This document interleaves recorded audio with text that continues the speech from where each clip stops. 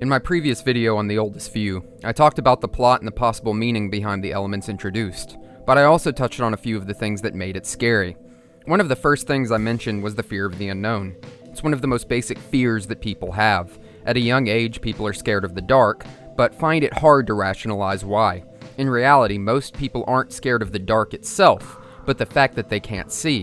What might be hiding in that darkness? What might be lurking, waiting to show itself? In this video, I want to discuss how Kane Pixels use different unspoken ideas in the horror genre and filmmaking to create scares without so much as a single jump scare. Unless you count this, but I don't really count this, so this is more of an aggressive roll scare. This video is technically a part 2, the first part being this video here. Check it out, as I am going to talk about things assuming you've either seen The Oldest View or my first video. Anyway, it's time to try and understand how The Oldest View scares you.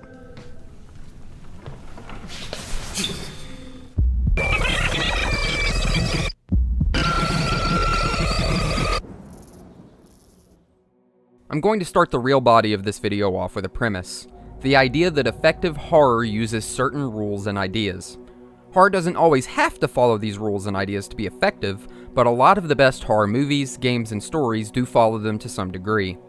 The Oldest View does adhere to these ideas to scare you, though of course, just as a video game is different than a horror movie, a 3-part YouTube series with each part varying in length will also be different. During Part 1, Renewal, and the opening seconds of Part 2, as well as the end of Part 3, we are viewing from what is known as the third-person point of view. In film, the third-person point of view is a camera that isn't being held by a character within the story. Instead, we're able to see a vision into a different world that is unaware that we as the viewers are there. Most narrative films use the third-person perspective. This is to relay information to us that is important to us as the audience, but not necessarily the characters within the story. This shifts, of course, as we begin to follow the hero of The Oldest View, Wyatt. I use hero in the storytelling sense, as Wyatt is basically our protagonist. At the start of Part 2, we see in the third-person perspective again, before a video buffer wheel appears to show the shift from third-person to the first-person view of Wyatt's vlogging camera.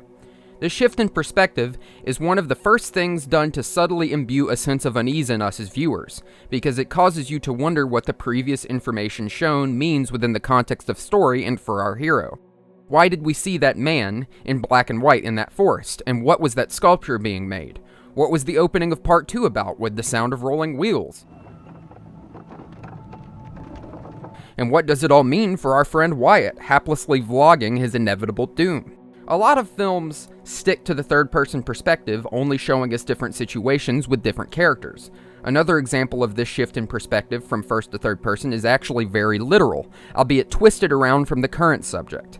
Halloween, which is one of my favorite movies, starts with the first-person perspective through the eyes of Michael Myers, only to switch to third to reveal that he is a child. Shocking to be sure, but also effective. Continuing to use Halloween as an example, I want to talk about the horror of contrasts. This idea can be explained through the idea of the normal versus the abnormal within horror. In a lot of horror films, games, and books, one thing that's done to unsettle us is to present our ideal, normal world, which is then taken away from us and the protagonists and replaced with the abnormal world of the horror story. Again, in Halloween, the abnormal is shown first, but then contrasted with the idyllic life of the teenager Laurie Strode. Having established that this is a horror story in the opening act of Halloween, we already understand that this idyllic life won't stay that way for long. We as the audience are informed that things aren't right through sounds and visuals. The unsettling theme music playing as Michael stalks Laurie Strode and her friends, the camera showing him as the main characters are blissfully unaware of the danger that he poses. This is done subtly in The Oldest View as well. The contrast of colors in the initial scenes with Julian Revachon in black and white and the forest in a vibrant green, but also the switch from this to the creation of the giant. We go from this serene forest scene to this off-putting, distorted song and oddly personal angles of the creation of the giant that are also fuzzy and distorted, then a rising note as the camera pulls away and directly puts us into Part 2. The horror of contrast continues in Part 2, with that perspective shift mentioned before. As stated, we go from third-person perspective to first, following our protagonist Wyatt along, leaving us wondering what the information from Part 1 meant. Establishing our normal world, we have Wyatt vlogging, all set to some rather chill and upbeat music. This upbeat mood, of course, shifts and dies away as he approaches the hole that leads to an incredibly long underground staircase. This is the beginning of our descent into the abnormal. One thing you'll notice already is the complete change in soundscape. We slowly fade out of the upbeat vlogging music. This is the spot. To nearly complete silence, only hearing Wyatt's voice, movements, and the loud electric buzz of the lights around him as he descends the staircase.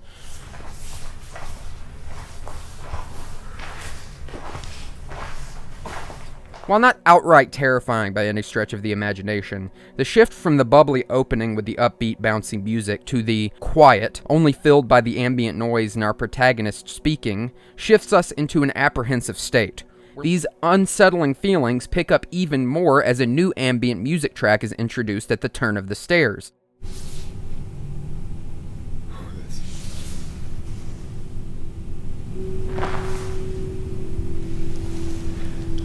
Sure what to say. As I pointed out in my previous video, which you should watch if you want more of the theorization side of all this, Wyatt ominously points out the stupidness of what he's doing. This shows us, the audience, that he's aware of the danger he's putting himself in a way making him seem brave as he isn't thoughtlessly wandering into what he's doing. Which is good. We want to think that our protagonist is not a total idiot. Then he encounters the door at the bottom. The music takes another horrifying turn here, and this is the first time I'm going to bring up the idea of escalation in horror. Escalation can be many things, and I'll talk about it later on in this video, but here, there's a very subtle escalation of mood through sound and visuals. As Wyatt approaches the door, the music goes from these silent, airy synth notes to a more ominous, guttural drone, full of these random deep horns with chanting in the background as well, just a cacophony of unease, meant to match what Wyatt and us as the viewers are feeling in this moment. Go off to the right. Dude, I'm fucking shaking.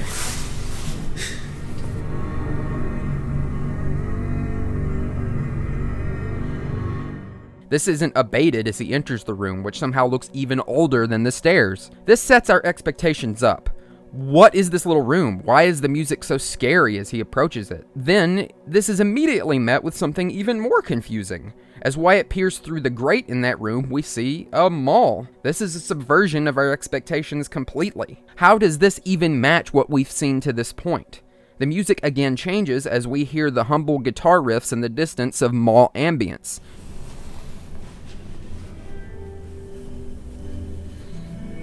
The kind of thing, of course, that you'd hear in a food court while waiting for a slice of mall pizza. With that little room, the mile-long staircase, the horns, all together, this makes us feel like this is a bad place to be. Wyatt laughs at the absurdity of the situation, and just as with part 1, we end with him looking in on the mall as an ominous note rises and leads us directly into part 3. Now, before we really get into the meat of part 3, which is when all this tension building up pays off, let's look back and sum up what we've discussed so far. Wyatt is a cheery, upbeat vlogger who has stumbled across the unknown. Between parts 1 and 2, we had a change from the third-person perspective to the first-person found footage style. I think this switch of perspective is interesting because it tells us as an audience that there is a bigger picture, while simultaneously inviting us into the journey of Wyatt as he vlogs about this and humanizes it. In a movie like The Blair Witch Project, which is the granddaddy of found footage movies in the modern era, this first-person perspective was used to humanize our protagonists. We aren't just watching people from an unseen eye, we were experiencing their journey with them through their camera. 3 unsuspecting people who enter a terrifying situation that they aren't prepared for. But, in The Oldest View, we get both third and first-person perspectives. This creates dramatic irony. We as the audience know something more is going on, and our hero who is recording does not. And even we don't really know what we are seeing, that is, until part 3. There's also the changes in sound, from the upbeat music to the dramatic horns and drones as Wyatt approaches the underground mall, but also the pure contrast of locations. Wyatt finds this place, deep underground, above a seemingly untouched and normal forest. 2 very contrasting places. One obviously does not belong. And now that we've said all of that, this brings us into part 3. Again, another third-person perspective shot of the forest, this time with the distant screams over the forest ambience. I don't need to say why this is unsettling, it just is. We then have the loading video transition to show us that we've moved from this outer third-person perspective to Wyatt's first-person vlogging perspective again. And again, he's upbeat, happy, he put up trail cameras to keep watch, which was a good idea, and of course he saw nothing. Again, this shows Wyatt isn't just a brain-dead horror protagonist. Of course, he does still go down into the mall by himself, which one could say is stupid or dangerous. And that's true. A lot of horror has our main character do things that we wouldn't do.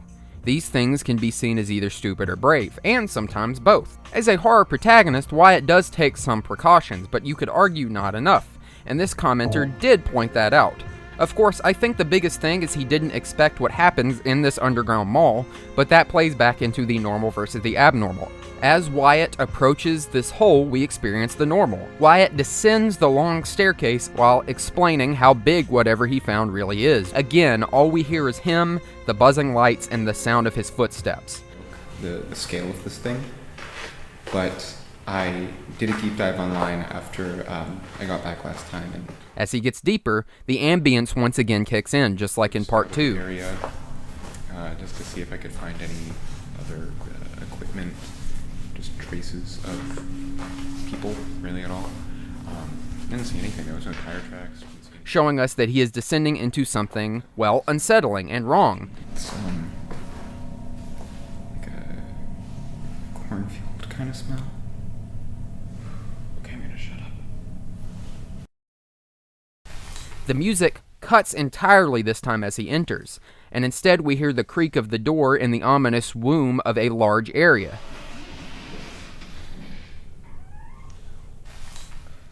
And no mall music this time. Also, in my previous video, some people pointed out that the gate to the mall didn't have a latch on it in part 2, but it does in part 3. While this video isn't about story theorization, I do think this is a really interesting detail that I first missed. The idea that the mall itself kept him out in part 2, but tantalizes him in part 3 has both lore and horror implications. It makes the mall seem like a monster luring its prey in. This gate, of course, crashes and makes a loud noise, and this is one of those moments where Wyatt could turn around and leave, but he doesn't. For the story to continue, for us, the audience, to peep the horror, so to speak, Wyatt has to enter the mall. He has to continue putting his curiosity above his better sense. In my first video, because of the focus on theory, I didn't get to talk about this. The visuals in this series are incredibly impressive. As far as I understand, this is all rendered in CG, and if you look closely at certain details, especially in the mall, it is noticeable. But the sheer scale of this and the cinematography and everything around it is so excellent that it's very easy to forgive some of the more off-looking elements. This isn't a $1 million studio making this. This is a YouTuber, Kane Pixels, and probably a small team of people all working on it together. And considering that, and the fact that the turnover from parts 1 and 2 and 3 were only months, that makes this incredibly amazing. It's seriously great stuff. Not only are the models really good looking, but the use of lighting to help hide some of it, especially at the start when the mall in darkness, it gives us a feeling of the unknown. Anything could be hiding in this darkness. The ambient track that's playing while Wyatt is exploring the darkened mall is incredibly off-putting. It's just got this constant synth note with what sounds like random, really low-tone, bassy heartbeats.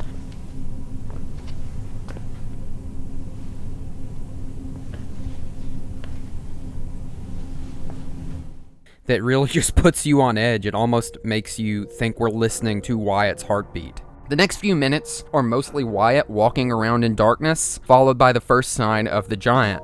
This doesn't really mean anything to us, but eagle-eyed viewers of the first part, and just people who looked at the thumbnail too, probably know what's coming up next. This is when Wyatt first runs into the giant. This tall, imposing sculpture that inevitably becomes the monster of this story. We as the audience already know that something is up with this, like Laurie Strode seeing Michael Myers early in Halloween, but not seeing the danger that he poses, but us as the audience know the danger he poses. We as the audience know something is wrong and that this giant is probably bad, from the thumbnail, from part 1, the general fact that this is a horror video made on a horror channel, but Wyatt doesn't. Again, dramatic irony. And just as soon as he says that he doesn't like this thing, the lights come on. There's obviously an implication here that these two things are connected. I don't like this thing. Oh, fuck. He says that, the lights come on, the music comes on as well. The mall is now alive. In any other setting, this would be kind of relaxing. But all things considered, this music and these lights are terrifying to us as an audience and also Wyatt. Because we don't know why this is happening. Is someone here? I think I just saw something. And then another escalation. Wyatt tries to leave but finds that he is trapped, which makes this situation even more dire. The exit is collapsed, and as Wyatt sits amongst the rubble, he admits that he's fucked up. And in that, we feel just as helpless as he does as viewers. Now that we're all firmly trapped in the mall together, let's talk about the horror of the mundane. The horror of the mundane is kind of hard to describe, but considering what I'm about to apply it to, I think you'll get the idea. Basically, normal things but with an undercurrent of horror. An empty mall by itself is creepy, sure, but it isn't scary. In fact, if you didn't have the part of Wyatt walking down a mile-plus long staircase, it would look like any other urban exploration video. But of course that isn't the case. This seemingly mundane place is anything but, because of the circumstances surrounding it. This is where things get a little existential, because the horror of the mundane in this case might actually apply less to Wyatt and more to certain people within the audience. There were a lot of comments on my video, as well as the actual videos of the oldest view, talking about people who found it really strange to see the mall they grew up with in that video. Wyatt's confusion is warranted and establishes that he's probably never been to the Valley View Center Mall in Texas before it was demolished. But some of the people in the audience have been there and have seen the actual giant in person, and I imagine to them that can create a general sense of strangeness and unease. Back to Wyatt, who has begun walking around the mall. He spots this photo, which looks a lot like the man from part 1, and Wyatt finds, well, every exit is blocked, Silent Hill style, just giant walls blocking the ways out. I don't really need to say this again, but I will. Not normal. As Wyatt continues to walk around, I'd like to point out that throughout his wandering, he is constantly jerking the camera around, making panicked noises, and this is obviously going to have an effect on us as the viewer. His frightened state affects us.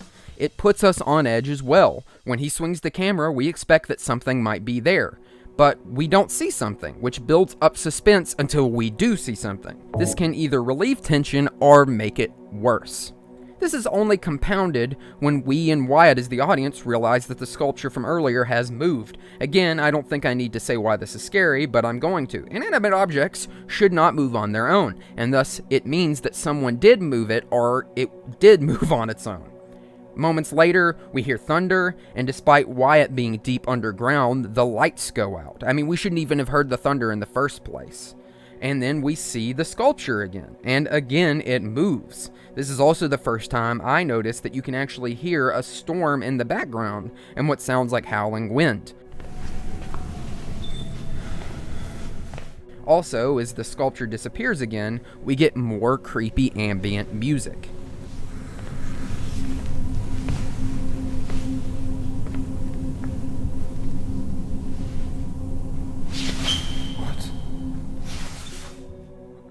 Wyatt finds a store with plant life overgrowing it, and a bunch of viewers pointed out to me that the giant, or something, is hiding behind one of the trees in this room. I didn't really believe it and couldn't see it at first, but upon further inspection, there is something behind that tree, and when I realized it, I got fucking goosebumps. You barely notice it, but it is there. And almost in a cartoonish way, it leans behind the tree slowly. Whether it was just a lighting mishap or something, it still scared me. What's that noise? Wyatt thinks to himself as he's looking into the store, and this also raises the hairs on the viewer's neck. Is something moving around in the mall? Wyatt goes to explore, and then, boom, tension payoff.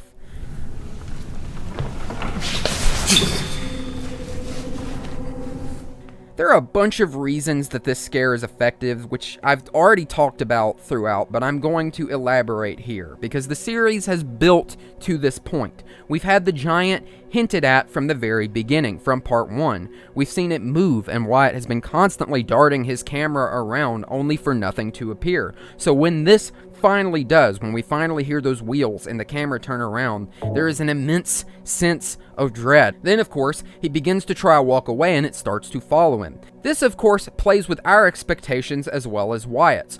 We've all seen horror-related media where there is a creature that only moves if you aren't looking at it.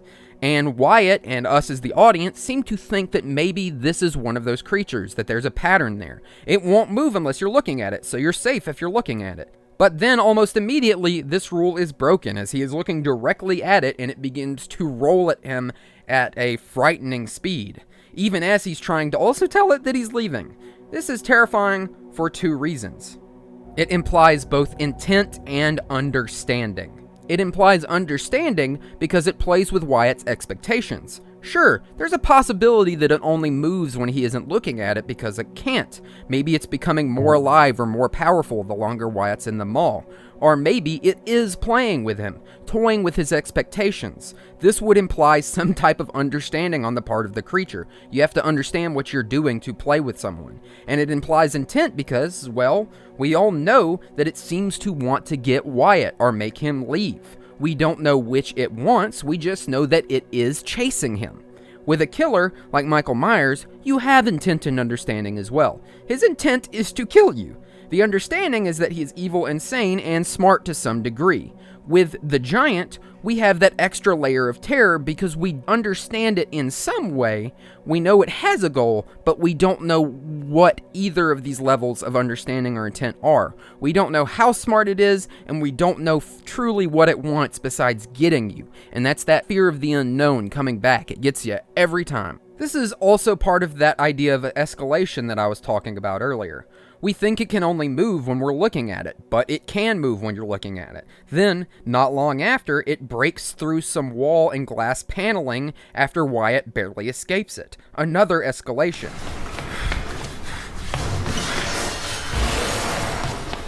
Really quick, the reason I keep talking about escalation is because escalation is important in horror because it keeps things scary. If our hero begins to outmaneuver our monster or the world of horror, it seems less of a threat to them and us as the audience. To keep things scary, things have to escalate. Monsters have to become more dangerous. Things have to become more paranormal and fucked up. It's just one of the rules. If suddenly our hero is blasting them with machine guns and killing everything and just escapes, it stops being scary and it's more triumphant. Anyway, Wyatt manages to sneak out of the back rooms and over into the mall's offices, in which a smooth but creepy ambient track plays as he pores over information that is important to him escaping, but also important to figuring out the hidden lore of the oldest few, which you can find out more about in my other video. Wyatt is relatively safe here in these offices, so for a moment at least we're given a reprieve from the fear of the rolling giant in the mall. Though like earlier with the giant hiding behind the tree, we can actually see the red flags that stick out of the back of the giant's cart here. Whether this means the giant is there just chilling or not, we don't know. Wyatt does seem to notice them, but not much else, so I assume that it means it could be up in the air. It's either just sitting there and chilling and Wyatt didn't notice it, or it's not there and those flags are just there. Wyatt sees a path to the exit and he goes for it. As Wyatt approaches the door, he hears people talking, what sounds like funeral music, and sees this ominous poster. This is all unsettling because, well, it's different than what we've come to expect so far. There has been thunder, there has been music, the lights coming on and off. This just seems like another new change to the mall, and soon enough we see that it is. As Wyatt walks back out, the visuals now match the off-putting sounds. The mall is in ruins, another escalation of the situation that we as the audience and Wyatt are in. I'm going to run through the end here pretty quickly. Wyatt explores the mall again one last time with this new soundscape until he is roll scared by the giant. Seeing the rest of the giants during a strike of lightning, which should not happen again because he is deep underground, the giant again changes tactics, suddenly having the power to make the escalators move, and flashes that image of death at Wyatt before charging him, establishing another power that thing can apparently crack walls. The sound at this point is just a bouquet of noise. You have the horns, you have the loud echoing roll of the giant, you have the storm and the thunder in the background. It's overwhelming. You have Wyatt running around and his breathing. It's all coming together to give you this feeling of panic that really matches what he is feeling in that moment. Wyatt, of course, tries to get away, scrambling across the edge, but he doesn't and falls to his death. Then we cut to Wyatt dead on the surface amongst the forest, black and white like Julian Reverchon at the beginning of part 1, with the giant's head across from him as well, black and white. This is all done in a third-person perspective, signaling Wyatt's death. Now I'm going to bring it all together, we're going to bring it on home. The rules of horror in the oldest view comes in many forms throughout the miniseries. One of the most obvious, as I've already stated many times, is the horror of the mundane and the normal versus the abnormal. A mall is normal, mundane, but put it a mile underground with a deep scary staircase and a scary room before it, and this incredibly unsettling sculpture. This would be unsettling to anyone from the normal world. Sound is also incredibly important in this series. Kane Pixels and his team have done a fantastic job with the sound design, both in general with sound effects and music. It really does sound like an open space. Wyatt's voice echoes, and it seems just right for the emptiness of the mall or the closeness cave-like structure of the stairs, and the musical stings that lead up to certain moments hit exactly as they're meant to, giving us a false sense of security, introducing us to the normal, then slowly unsettling us until those scares finally pay off. All of this culminates in a slow build-up from part 1 to part 2 to part 3 as we move through each, as the sound and visuals and the actions and narrative of our protagonists begin to settle in on us and unsettle us until we finally meet our monster for that big payoff scare in the middle of part 3. The monster or monsters within the series, the giant and the mall itself, are excellent for a number of reasons. The giant is a real-life sculpture by artist Kevin Auberjonois. It already had a rather uncanny feel to it before it was used in this series in the real-life abandoned Valley View Center Mall. And literally bringing it to life and making it this chaser-type monster doubles that uncanniness for us. It's scary because we don't understand it, but it seems to have some type of intelligence and goal, aka understanding or intent. And all of this is even scarier for people who actually went to that mall, who actually saw that sculpture. The monster also breaks its own rules, seemingly growing stronger or playing with Wyatt. We don't know which, and that's even scarier. Is it trying to help him? Is it messing with him on purpose? We don't know, and that is scary. And this goes back to that idea of escalation I also talked about. If Wyatt could just run upstairs and get away from the giant forever or hide in a room, it wouldn't be scary. But instead, it eventually goes up the escalator, and it breaks through a wall and glass paneling. It apparently even hides like a little cartoon guy behind a tree at one point. That scary little fuck. The change in perspective between parts 1 and 2, and even the end in part 3, helps add to horror through dramatic irony. We're giving information at the beginning that we know is important. We don't understand why, but we do know it's important. We as the audience are left to slowly piece this together as we move from this third-person perspective to first, through Wyatt's camera lens, which leaves us a sense of unease for what the information shown to us means for our protagonist. Why is this related to Wyatt? Speaking of Wyatt, the actor who played Wyatt did an excellent job. He feels real, from the cheerful bubby vlogger to the scared guy running around the mall, darting the camera around. All of his voice lines feel real and are delivered well. You fucking kidding me? You gotta fucking kidding me. Speaking of the mall, it seems to have a life of its own, and is in a way capturing one of my favorite tropes of horror, which is living buildings or haunted places. It definitely handles it in a different way, taking on a more natural progression of the mall falling into ruin and being overtaken by nature, but it's still a really cool and interesting way to approach that. A lot of this really does draw down to the fear of the unknown, one of the most basic rules of horror. Why is the mall there? Why is the giant after Wyatt? Why do we see all the other giants in a flash towards the end? Why the dead horses? Why the third-person perspective to the first-person perspective? Of course, this mystery is also part of that fear and part of what grabs us as an audience. The videos wouldn't be as good if it didn't have all of these elements together, and that's why it's so effective. It leaves us asking why. We are scared because we don't know why. It's left us wondering what it all means, and scared because we don't understand it, and now someone is left dead and we still don't have any answers. To wrap it all up, this series on a fundamental level is just really well designed. It's big things that seem little that add up, like the sound design, the camera work, not to mention the acting of the guy playing Wyatt, the sounds of the giant in the mall, the ambient music. It all comes together to create an extremely well-paced package of build-up that leads to a few core scares, without once resorting to using gore or a jump scare or overly loud noises that come out of nowhere and in a way that makes your heart race.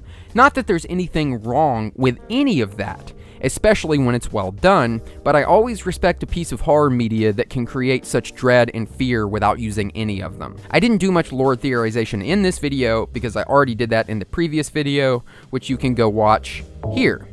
I think one thing I'd say is that I have leaned more towards maybe the giant doesn't want to hurt Wyatt, especially because it starts to leave after he gets on that first escalator, but I still don't know, we'll have to see. Maybe it was just going around to flank him. Also, this isn't the last time I'm going to be talking about Kane Pixel's work. Since everyone has seemed to enjoy that first analysis, and I'm hoping they enjoy this one, I'm going to do a third video or videos on his entire Backroom series, which I am currently watching as I am making this video. Hopefully that'll be out before the end of the year, but we'll see. Anyway, I'm GhostsOnHoliday, and remember that bad days are just days that are bad.